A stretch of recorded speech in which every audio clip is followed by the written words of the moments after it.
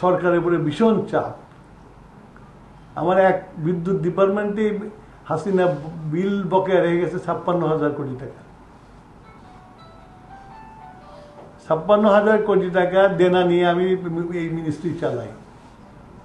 সকালবেলা উঠেই ফোন করে সবাই এই পাওনাদাররা যে আমাকে টাকা দিতে হবে, তারপরে বিদেশিতে পাওয়ার আনি, বিদেশিরাও ফোন করে, আদানি শুনে আদানিও ফোন করে আমার বিল পাই নেই, এগুলো যোগান দিতে হয় আমাদেরকে।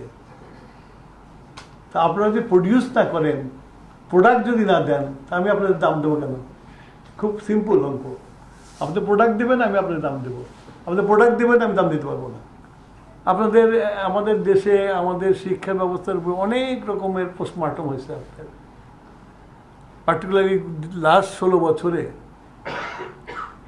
এডুকেশনে তো সেরাবেড়া করে দিয়েছে, কোনো কিছু রাখা নেই। কত রকমের কিছু করেছে। ক্লাস 1 থেকে 3 পর্যন্ত ছাত্র আপনারা পান, তারপরে যখন উপর বাড়তে থাকে ছাত্র ড্রপ আউট হতে শুরু করে। বেশিরভাগ বাপ মা মনে করে যে পড়ায় কি লাভ, অর্থ খেতে কাম করলে আমার 1,000 টাকার কাম লাভ আসবে, তাই না? অথবা গরু চড়াইলে আমার গরুর এই পিছনে যে লোকটা রাখে হেঁটে ছেলেকে নিয়ে যায়। সে ড্রপ আউট বন্ধ করার জন্য বেগম খালেদা জিয়া ইন্ট্রোডিউস করলো ফুড ফর এডুকেশন, এবং কিন্তু রেজাল্ট পাওয়া গেছিল।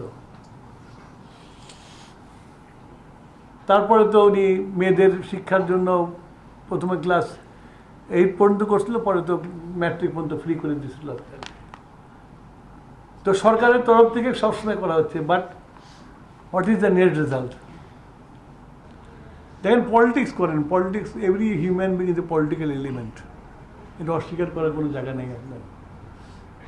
পলিটিক্স না থাকলে হয় না, তবে পলিটিক্স সাথে সাথে পলিটিক্সের বইগুলো যদি পড়েন তাহলে খুব ভালো হয়। If you are not enlightened, তাহলে পলিটিক্স করে লাভ নাই। মানুষের মনে করে পলিটিক্স বোধহয় খুব সহজ বিদ্যা। পলিটিক্স সহজ বিদ্যা না, you have to learn, you have to read, you have to know the world. এগুলো যদি না জানা যায়, এখন তো হয়ে গেছে যে যার কোনো গতি নেই সে হইলো পলিটিশিয়ান, সে হলো ছাত্র নেতা। আই এম ভেরি ওয়ারিড আমাদের ফিউচারের জন্য, যে আমরা মরে গেলে আমাদের কাছ থেকে কারা ঠিক ওভার করে। কারণ ভালো ছাত্র কিন্তু আসতেছে না পলিটিক্সে।